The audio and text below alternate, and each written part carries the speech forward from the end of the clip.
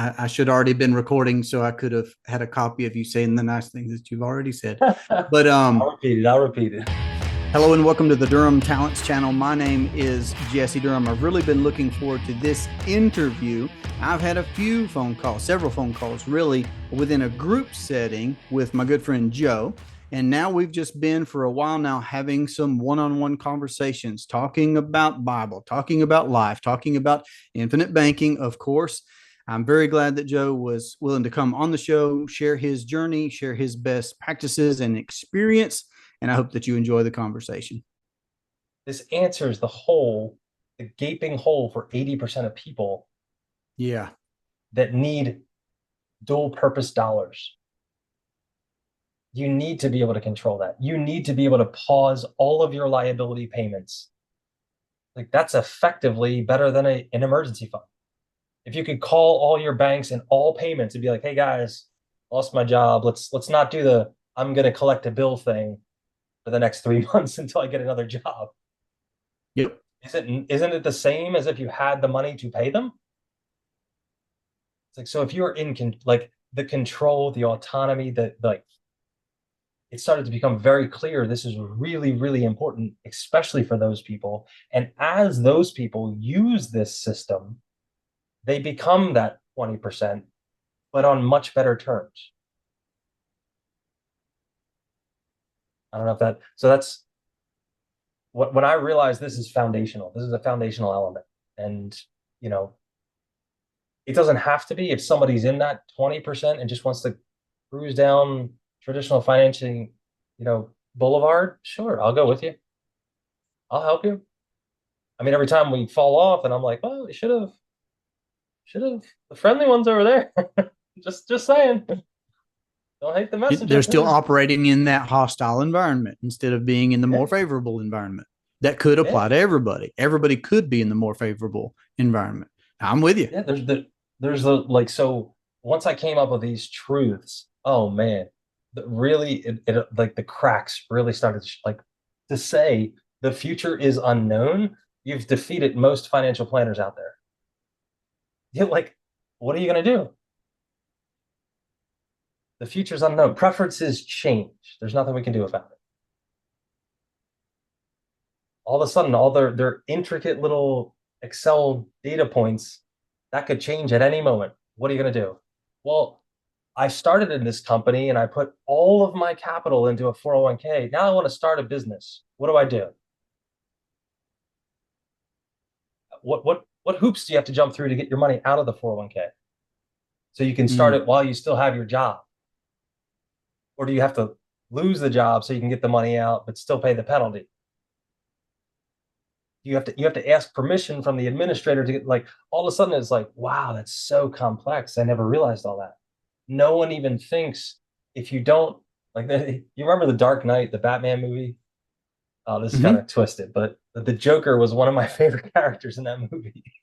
Heath Ledger. Oh, And when okay. he's We're like, learning some things here. Tell us what you liked about the Joker. Go ahead, Joe. Go ahead. so he's like, it's in the hospital scene, and he's talking to Harvey Dent, and he's like explaining like everybody's a schemer, and if everything goes according to plan, no one panics.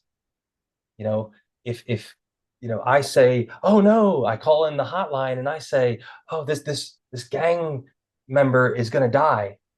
Nobody bats an eye. And then he's like, if I call in and say one little mare is going to die, everyone loses their mind because it's not according to plan. And it's like, what Gotcha. happens, Mr. Financial Planner, when the plan breaks? When I told you this, but I changed my mind, I want to do this now. Like diametrically different than what I told you. And you had all my capital in a 401k, an IRA, a 529, like lock and key, lock and key, lock and key, lock and key. Pay the toll to get the money back. Pay the toll to get the money back. Get a fraction of what I put in. Wrist slapped. It's like, whoa, okay. So the earlier group that I was talking about, the phases here, I don't know, I haven't come up with a cool name for it yet, but traditional financial planning just goes by your age or like your earning capacity. So I kind of was looking through that lens. So forgive me there, but it's like the people that just starting out that need dual purpose dollars can't afford to change their mind. If they tell a traditional financial planner, this is what I want, you better be sure because you can't get the money back very easily. Like, whereas if you use the friendly environment, it's like you have access your whole life, and then you're gonna have the benefits at the tail end when you get to passive income, and then there's gonna be more benefits with your kids. Like there's a lot you can do with that, using that as the foundational element. That was long-winded. I apologize. No, I'm with you on it. So just connect the dots then for me. These are the things that you're realizing. If you go back in your timeline, what Yeah. were the last questions you had to get answered, or what happened before you decided, hey, I'm actually going to implement this in my personal life. I'm going to, get a medical exam or fill out an application and pay a premium. What happened right before that? Well, let's go back in time. I remember my dad was on this before I was. So he Mm-hmm. signed me up for a policy for myself. In college, like 20 years ago, I had a policy, and I will kick myself until I'm in the grave because I cashed it out. Because at the time, I came across a Primerica financial advisor who said, "You fool," like speaking down to me, "You idiot, you dummy, what are you doing? Oh man. Buy term, invest the difference." So I cash it out, and instead of investing the difference, I bought a snowboard. Oh, that's I bought a advantageous. snowboard. Fantastic. I was like, great, I'm really set up. Like, I think, like, just think, like what I know now, it's unfair because you can't go back in time. Hindsight's 2020. If I knew now and kept that policy, I was a bartender, so I'm making hundreds of dollars a night. If I funded it the way I know what needs to be done now, like Your my dad should have kept the goodness. ownership on that thing. It's okay that he talked you into Yes, getting one going. He should have kept the ownership on that thing. I was not ready, and I didn't know that until now that I was not ready. And man, Snowboard. things like Hey, that. Like, do you still have the snowboard? no, I actually just sold it last year because it had a big scratch on it. I had it for a long. I was keeping it out of principle for a long time. That's exactly what I was thinking. I was wondering, does he have this on a wall somewhere just to remind himself? I wondered. Okay. All right. So you met a Primerica agent along the way. They do what they do. Um, I've spoken with them. I've seen interviews. They're in the conventional world, that hostile world that we've just been talking about. Okay. The talking down, that model is interesting too, just because, and I'm not trying to put this just on them, but there are models out there where it doesn't take you long to realize when you're paying attention that sure they're wanting to sell some products, they want you to do some buying, and every business does. So no disparagement there. I don't care. But it seems like more of the emphasis is actually on recruitment. They're trying to recruit other people to go out and do more selling. Almost, it seems, more than trying to sell quality products to a quality matching buyer. You know what I'm talking about. It just seems like it could be more of a recruiting model than it is actually a business model for helping quality products meet quality consumers. I'm just saying. I digress. I'll take James Nethery's plead the fifth here. I digress. Yeah. All right. Well, keep going with your story. I've said what I said there. All right. So fast forward, I actually towards the end of somewhere in the middle of COVID era ish, I get my enough gumption to say I'm going to try and build this thing with the help of a Northwestern Mutual advisor. So I try and build a banking policy, which I do have to this day, and I still pay the premium. And it is a reminder that this is not easy for the advisor to put together. It is not easy that any agent knows how to intuitively do this, and mine is screwed up. So I did what I had to fix it, but far too little base, far too much premium, a blended PUA rider. And I don't know if your audience knows a lot of those terms, but the mechanics of what I have is not going to do what I wanted it to do, despite having advice from a top tier, like the largest insurance, whole life insurance provider in America. Didn't know how to do this.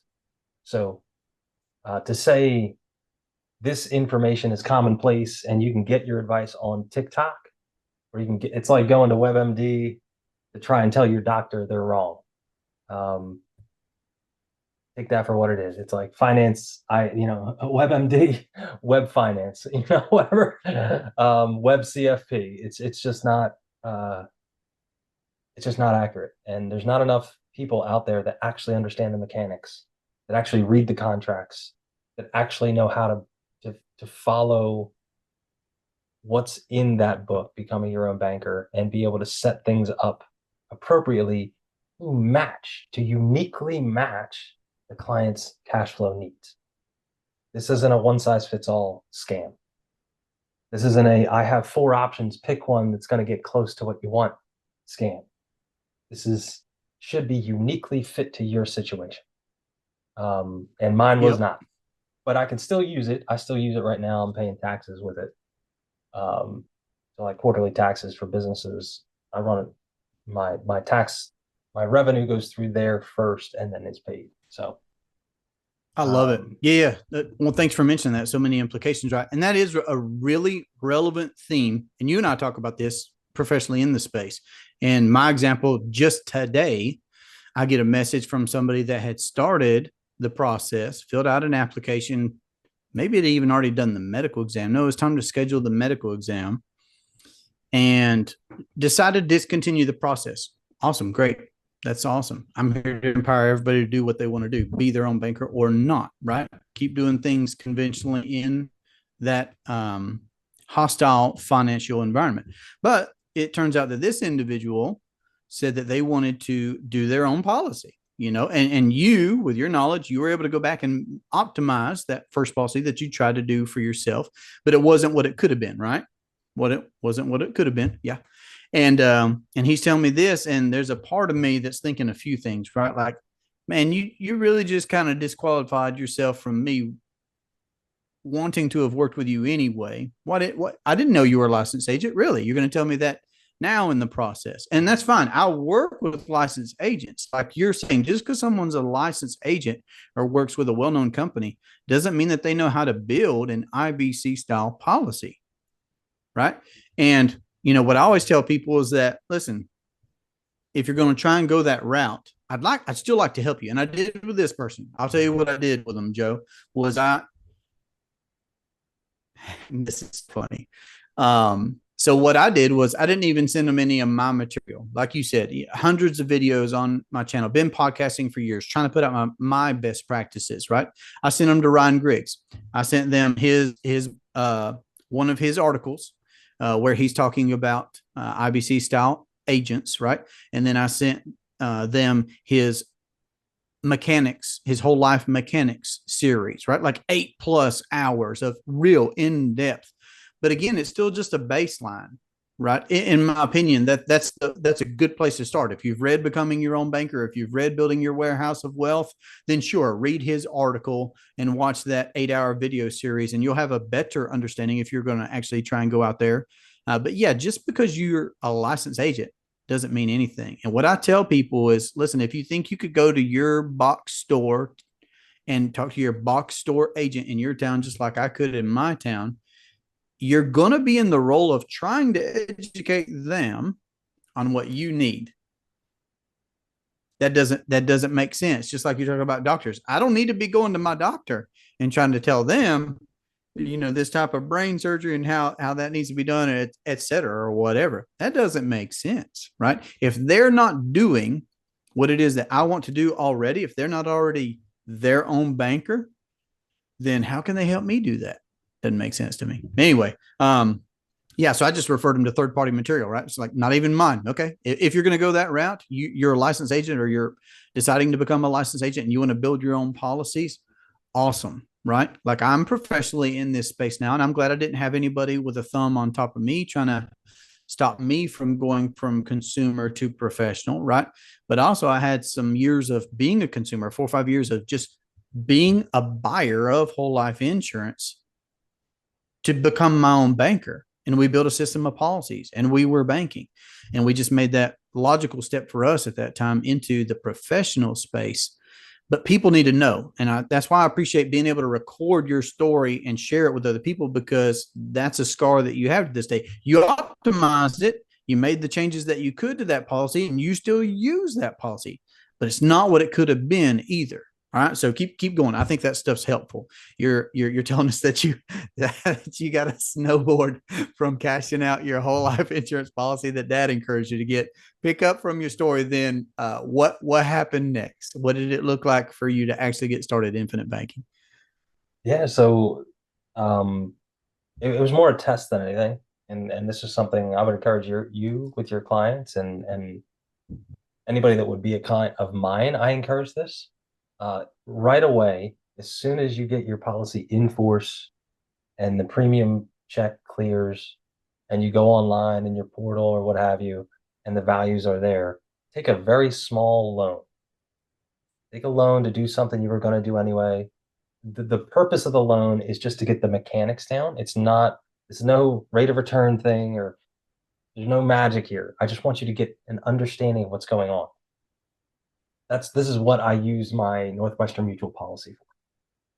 So I can just take a loan, pay this, pay that. I have control over the features of the terms of the loan. It really wasn't, there's not much else I can do for it, because like I don't know how far you want me to go down this rabbit hole. The Northwestern Mutual is not huge on you taking loans.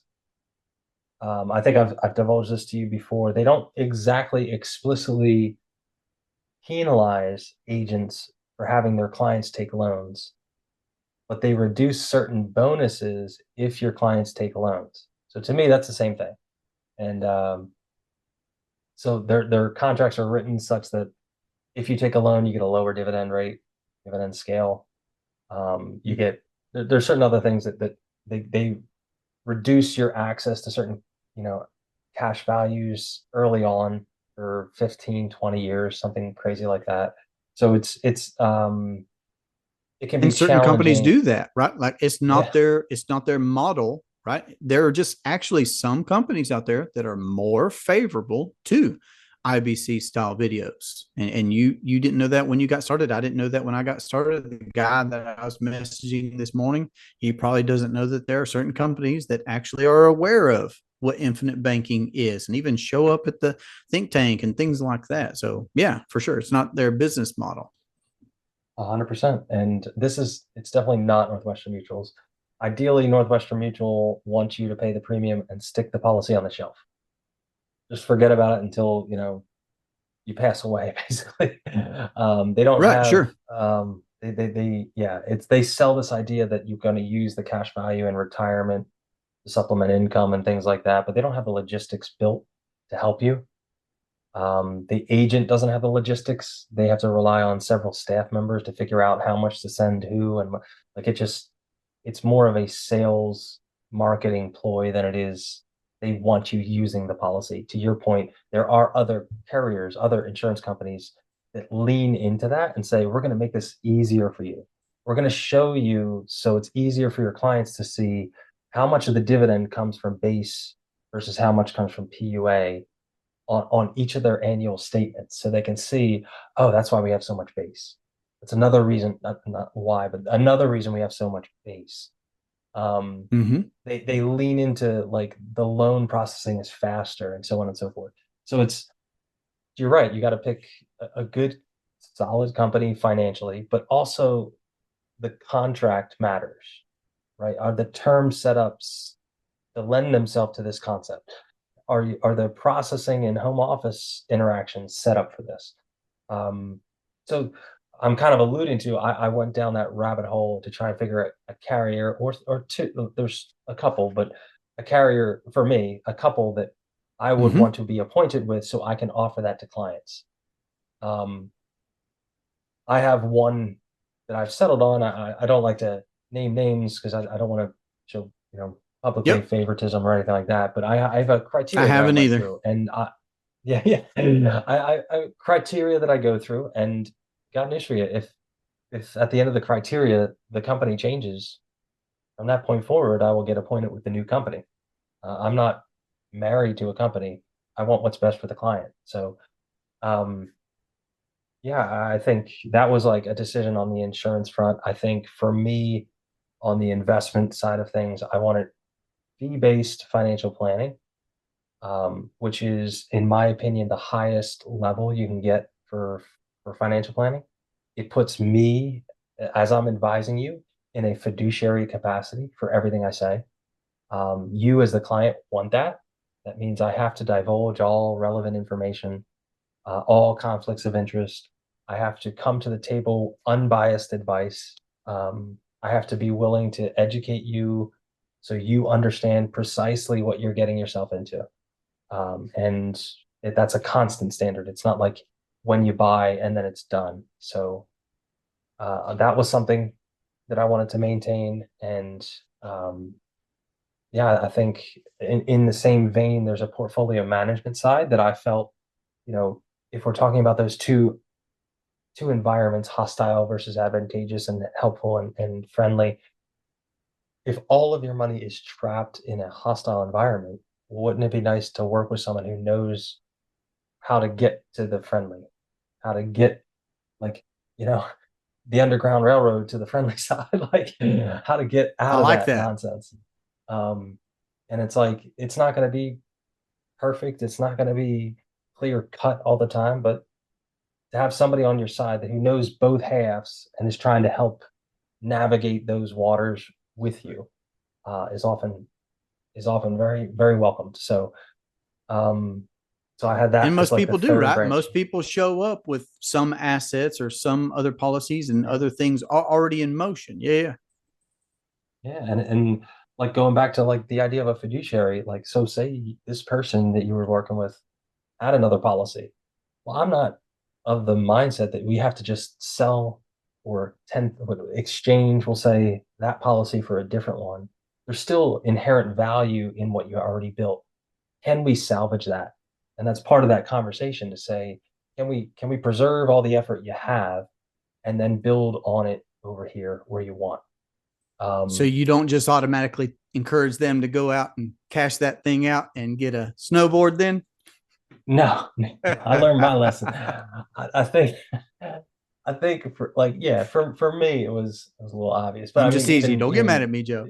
yeah, it's it would like if in an extreme situation, if you put a policy in front of me that was supposed to be whole life and it's imploding on itself in the guarantees, I'm like there's red flags all over the place. If it's doing weird Mm-hmm. things with the dividend that can't be undone because there's another rider on it, and that rider is what's causing the implosion of the policy.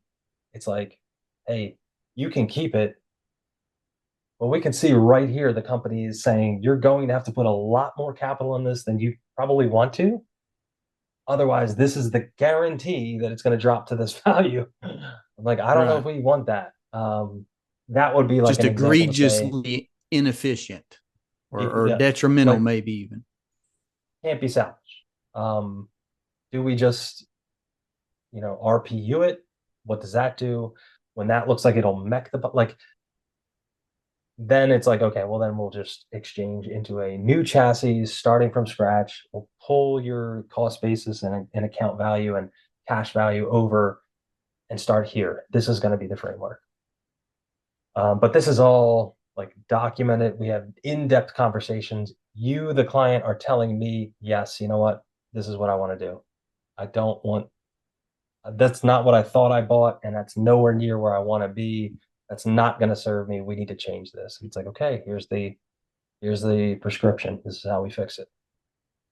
Um, so like those are the three main areas. I also do tax work because for me, tax sensitive, everything's tax sensitive. It's like if cash flow, I said it earlier in the podcast, cash flow banking, um, like financing and taxes are like the language that all of finance is written with. Almost every decision comes down to those. 99% of decisions have a tax influence, a cash flow influence, and a financing element to them. So I realized that was lacking in my world. So I went and started getting educated in tax and like through the IRS enrolled agent program, so on and so forth. But yeah, those are the four things that I said. That's what I want to build around. Those three cornerstone, like the foundation, the real foundation is financing. Again, from there, then we can approach. I found, in my opinion, building from there, you can then say, yeah, let's go buy the real estate. You're never going to hear that from a financial planner. You're going to say, no, diversify, buy a REIT, real estate investment trust, ETF, or mutual fund. They're never going to say, oh, yeah, let's look at these two houses and this house has a better, ARV. You can buy this one cheaper with put a little work into it and do this with it and use the BRRRR strategy to get to, like, they're not going to walk down that path with you. But this foundation allows for that. Or if you want to go down, Broken Dreams Boulevard, you can go do that. So that's kind of the heart of what I'm trying to do. I think, I it's still in its infancy. It's a year old. I can see how big this vision's getting. There's like a tidal wave coming. And I think for me right now, I am like not panicked, but I'm like, oh my God, I have to get a lot more systems done so I can build to you could say help save the people from the tsunami that's coming. It's like right now I'm one person, everything is manual, and I'm doing everything using some software and things like that. But to get a system in place that could very easily onboard clients, it's like you're on the ark now. You're safe now, and you have guides with you that can help you now. It's like to be able to get to a point where it's like that, and every person on the team is as familiar, as genuine, as empathetic with the clients, as familiar with their fact set and their case scenario. That's where the dream's going. I love it. And I can say that from my experience in the IBC mastermind that we're both a part of, that I always appreciate what you bring to the table. You have a real knack and ability for really showing visually. And that's something that if you could see, I'm surrounded by, I got notes and stuff everywhere. I will write stuff out. I will draw stuff out. And what you bring to the table on those meetings is always really helpful because it's physically, putting a visual structure to concepts that we're hashing out and really letting iron sharpen iron as professionals. And then it makes me excited for what, I know that skill set and those abilities and those gifts can bring to the consumer to both, let them know where they're at, what things could look like for you to communicate. It's just an ability that you have in communication, the visuals that you share in that group. So being able to put systems behind it, like you're saying, to bring to the consumer is really cool too. So I'm getting this simultaneous then advancement from your story of you were already a professional in the financial world, but you get exposed to infinite banking long enough, repeatedly enough, that you apply it in your own life as well. Oh yeah, I see the merch. All right, 10th Street in the background. Yeah, I love it.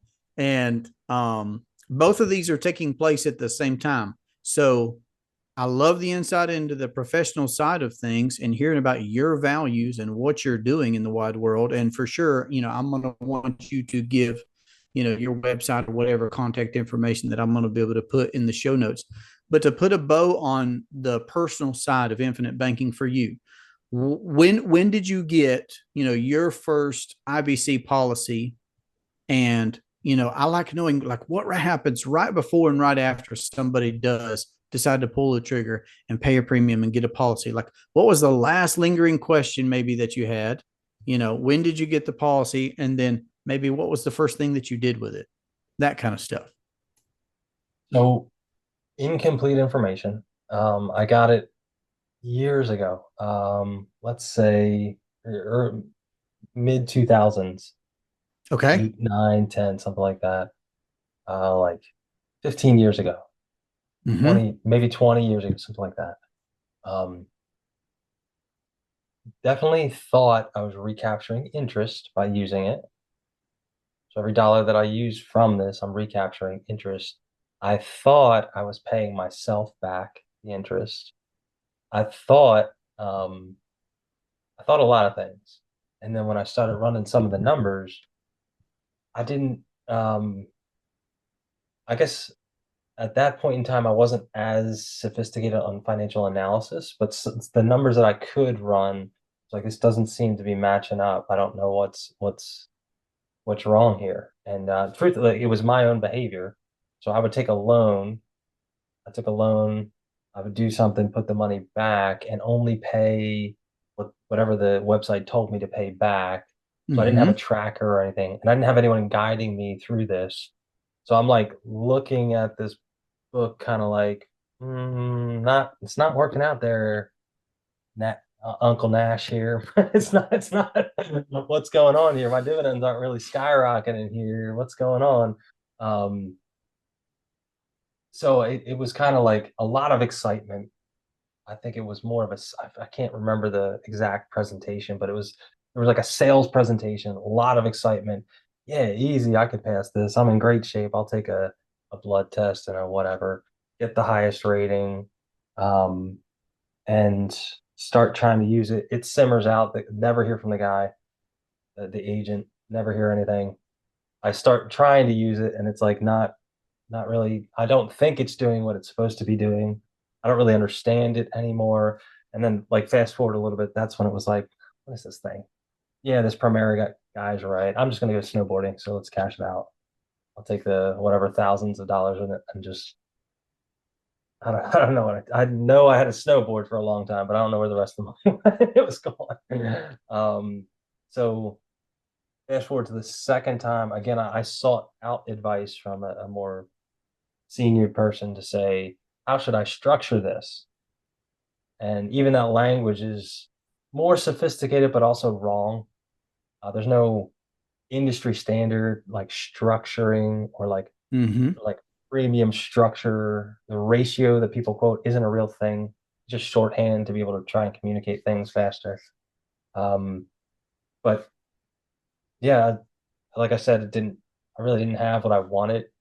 It was probably closer to the opposite of what I had originally. Um, meaning a lot less base. The other one had a lot more base. Yep. This one Yep. had like still a blend, like had a blended. That one didn't. So it was definitely an inferior setup. It just um, after paying, they called it additional premium instead of paid up additions. Still premium. It's the same thing. Mm-hmm. After paying additional premium and watching the cash value only go up so far, maybe I'll show this to you one day, but I have a spreadsheet that tracks all of it. It was like, what is I'm going on sure with my you money do. here? I'm sure that you do have a spreadsheet. I It's am sure like that you do. 50 columns long. Like I'm cross-referencing this and I'm like, what is this going on? And I from that I went and got a copy of my original policy contract. And in there, I skipped past pages that actually explained the expenses of these riders.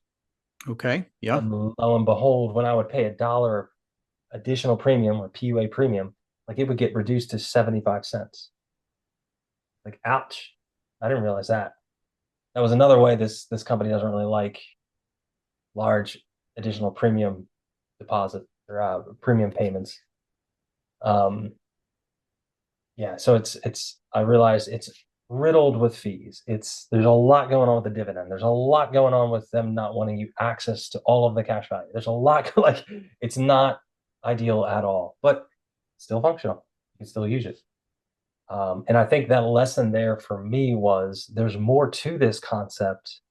Would you opt for this? No, absolutely not. There's much better ways to do this with different companies. But even this that I have can still be used and can still put me in a better position, which I use it for. So Mm-hmm. um, personally speaking, like when I actually took the money and did all this and dropped certain riders to kind of get it as optimized as I could get it, that was like the conviction moment where I'm like, okay, this actually works. It still works. The principles of this, and just to be clear, we're talking about life insurance. It's not about life insurance. Life insurance is just the platform right now in 2024 that happens to have all the features needed for this. If it, I'm going to steal Becca's saying, if it was a box full of rocks, had all the features somehow, that's what we'd use. We wouldn't need life insurance. We would use that. But life insurance, specifically dividend paying whole life insurance, has all of the features, or at least 99.9% of them, that you would need to accomplish this concept.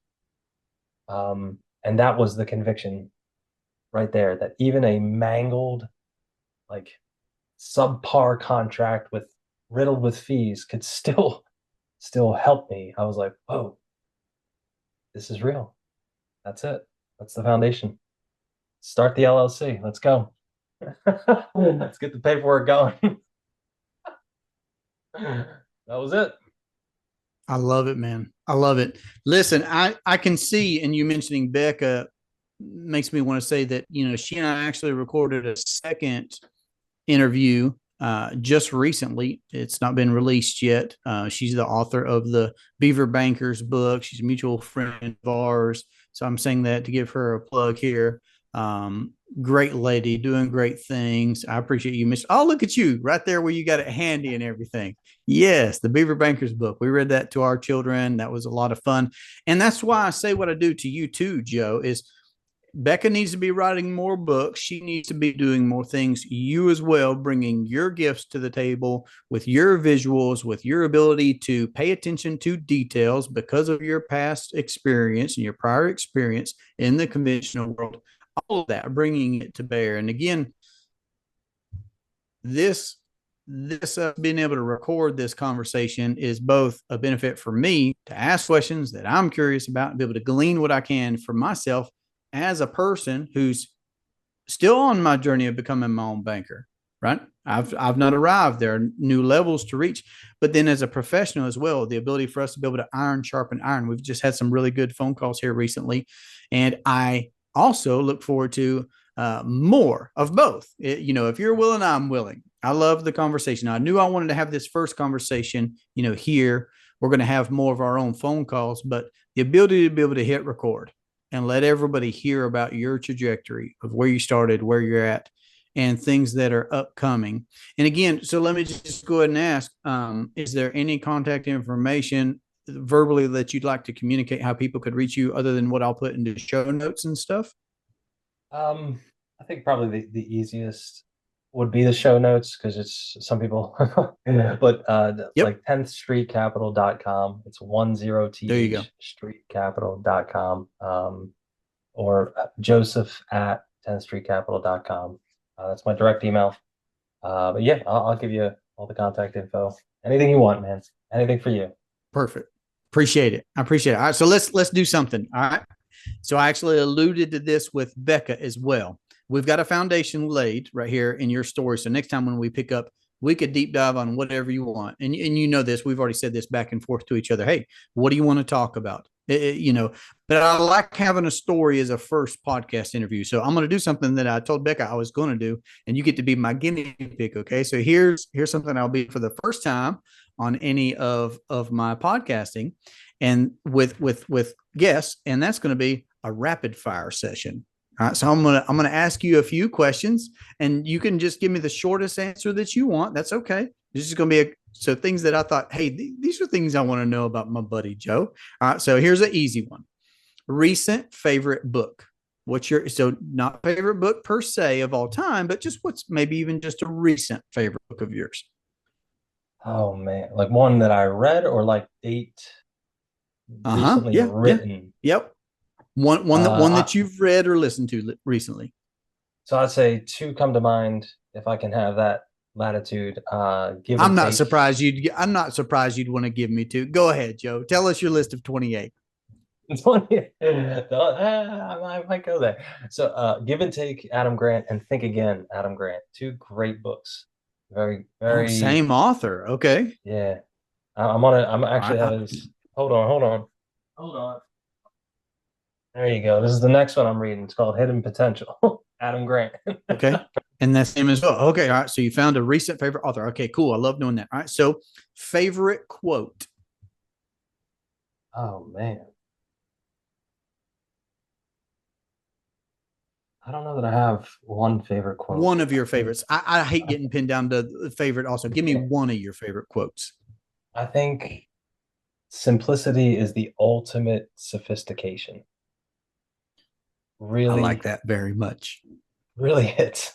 And just to expand on that, for those trying to seek simplicity, it takes a lot of freaking work to get things reduced down to the most basic form, their essence, without losing context. And I think that's Mm-hmm. a big difference. A lot of people will cut corners and say this is a simple way to do that, when it's really, I call that easy. Easy is cutting corners. If you like I use a fraction to explain this a lot, but if you had a fraction that was, I don't know, let's say 6/8, that would be like a complex version, right? 6/8. Like the simple version is 3/4, Mm-hmm. right? And the easy would say about half. Like so they could it's still kind of right. It's kind of like, but it's cutting the corner here. You didn't really do any math. The actual right, like, and the simplest version, simplest essence can be extrapolated to go back to the most complex, and you don't lose any context. All you got to do is double it and you get back to 6/8. Yeah. Speaking Yeah. of That makes me think simplicity, of, I think it was Simon Sinek said, if you can't explain something to a 6 year old, then maybe you don't understand it well enough. That's what you make me think of. I love yeah. that. Okay. All right. So what is your go-to healthy habit?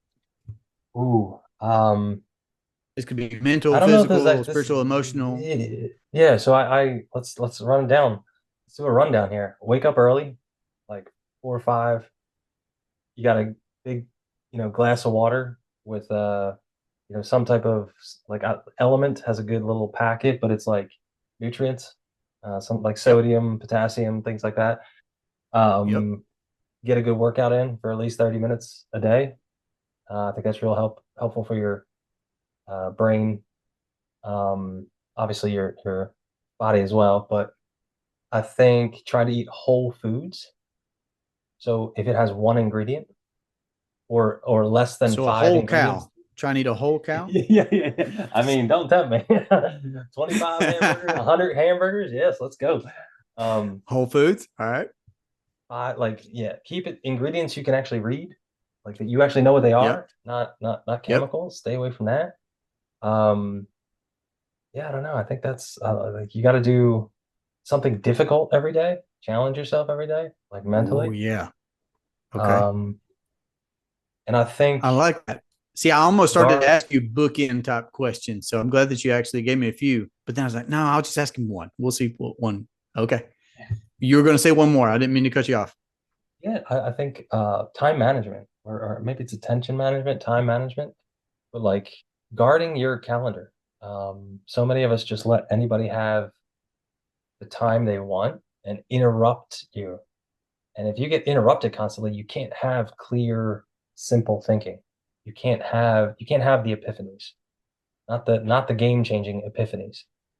You got to guard your resources, and time is one of the, you know, you can't get it back. So don't waste it. Okay. I'm not surprised that you over delivered then when I asked you for one go to healthy habit. Thank you for those six. All right. So what's a bad habit you broke? Any bad habit Drinking, that you've ever broken? big time drinking.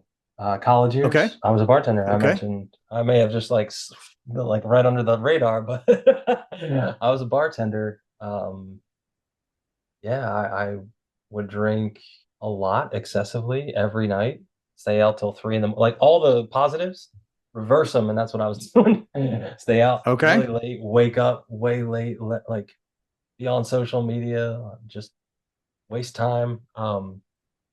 Yeah, I think that's probably a big one, drinking. Yeah, that is big. Congrats. Good for you. I love Thank, it. thank you. Who is, I wonder if I know who this is just based off of our conversation today. Who's the most impactful person in your life, past or present? Jesus Christ. Um, Jesus, hands down. I read the Bible every day, and man, you can't.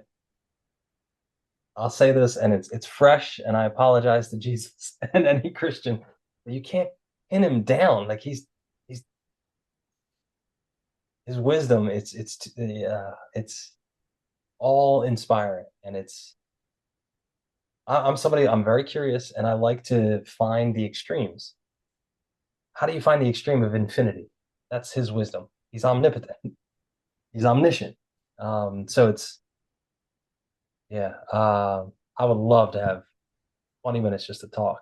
Just ask pepper him with questions. Like Well, you can have more than 20 minutes. Just stand by, Joe. You can have more than 20 yeah. minutes. Anybody can.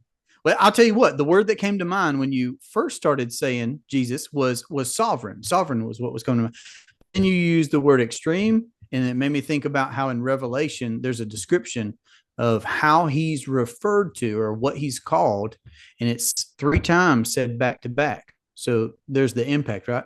And it's here. So here's the extreme that Jesus Christ is: holy, holy, holy. Talk about extremes, right? Like I wish you could say that about Jesse Durham. Maybe not so much, right? So I'm sorry, I meant Jesse I'm probably Durham. much closer to the other extreme than I am to holy, holy, holy. So yeah, so I wasn't even going there either, though. I mean, I could have presumed that you would have said Jesus, but you said a lot of nice things about your dad, and I think that's a really cool part of your story. I know he'd be really high up there. I appreciated you sharing those things because not everybody has that background where their dad's turning them on to, like, that's inspiring to me as a father, that their dad is turning them onto a good book that they read, or that their dad is encouraging them, hey, maybe you should understand this thing before you even get one or before you ever use one, like you did with the computers. I love that. So I love your answer. Thanks for saying that one. All right. And here's the last one. I got the inspiration on this one from my boys because they asked me this at the lunch table the other day. Last rapid fire question is: would you rather be able to breathe underwater or fly? Ooh. Oh man. Um, I'm gonna say breathe underwater. I think breathe underwater. Interesting. All right, that's going to have to Yes. be a future conversation. I'm going to leave it at the Yeah. rapid fire, but I don't know what it means, Joe. But I have this feeling that how someone answers that question, it must indicate something about their personality or their just how they're made. I don't know what it is. I don't know how to read it or interpret it, but I think it's interesting. All right. So I'll wrap this one up for now. Who knows? I might break it up into two parts. I might just release it whole because I look forward to having more conversations anyway. And I'm not trying to have filler on, the channel just to have filler, but I'm definitely looking forward to our next conversation. I've enjoyed this one. Any parting words to anybody that is considering this infinite banking concept? They're already started on their infinite banking journey. What would you tell them? Yeah, reread the book 4 times. Stay away from snowboards. Reread the book at least 4 times. Yeah, yeah. That's good Uh, advice. At least read it man, 4 times. Yeah, for yeah, sure. you think you know, you don't. You don't know. You don't know. Um, honestly, that's probably I'll leave it at that because I think we I can go like that. into some of our conversations from the group in future meetings. But yeah, reread it. Do yourself a favor. Slow down. Like everything in there is deliberate. It's deliberate. Get a highlighter, mark the dang thing out, write some notes, write questions, get back to Jesse and say, what the heck did he mean on page? Why is he talking about a grocery store? Like, don't be afraid to ask questions. Reread it, slow down, reread it again, slow down. ask questions. That's what I would say. I love that. That word is so apt, deliberate. Looking back now, Nash has been very deliberate in writing that book. Read it and ask questions, people. That's our encouragement to you. Awesome, Joe. Well, man, I appreciate this conversation, this first recorded conversation that we've had. I've really appreciated all of our one-on-one time and group time with the mastermind. Thanks again, buddy, for being on here. Hey, thanks for having me. I'm happy to come back anytime, man. I love it. We're going to do it then. We'll line it up. I hope that you enjoyed that conversation as much as I did. To reach Joe, contact information will be down in the show notes. Mine as well, if you'd like to know more about what it's like to implement this infinite banking concept into your household, your business, your investing, whatever it is that you're already doing in life. You can find me at durhamtalents.com. Live and leave a lasting legacy. Have a great day. Take care.